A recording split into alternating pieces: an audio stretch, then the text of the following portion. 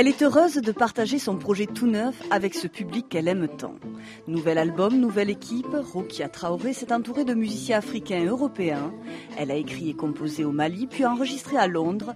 Aux manettes, le producteur rock'n'roll anglais John Parrish. Ce qui est de toute façon très excitant pour moi, c'est le fait d'essayer des choses, d'expérimenter. J'ai une idée précise des compositions, des textes, des arrangements, mais le son rock'n'roll est une culture que je n'ai pas. C'est quand même enrichissant de travailler avec des gens justement qui peuvent m'apporter un son.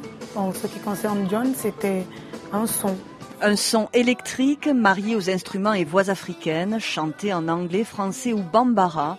Rokia clame son bonheur de musicienne, la beauté des femmes de Bamako ou la mélancolie qui l'accompagne.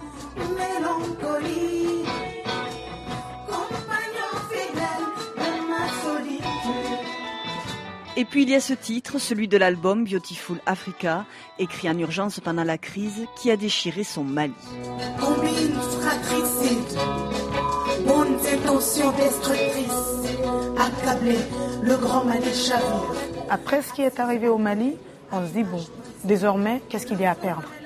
Oh, justement, il faut construire. Il n'est pas possible d'avancer ainsi. Pendant qu'on gère une telle crise, la culture, l'éducation, tout prend du plomb dans l'aile. Donc ça fait mal et on se dit, je sais pas, moi, je ne m'imagine pas me taire dans les circonstances actuelles. Le son d'embarras chargé d'espoir brûle.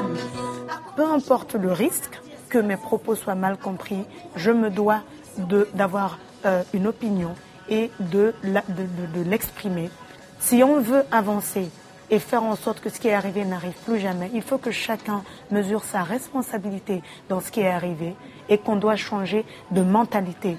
La musicienne poursuit son rêve et la construction de ses projets au Mali, sa fondation Passerelle, qui aide les artistes maliens à suivre son chemin et son destin de femme libre.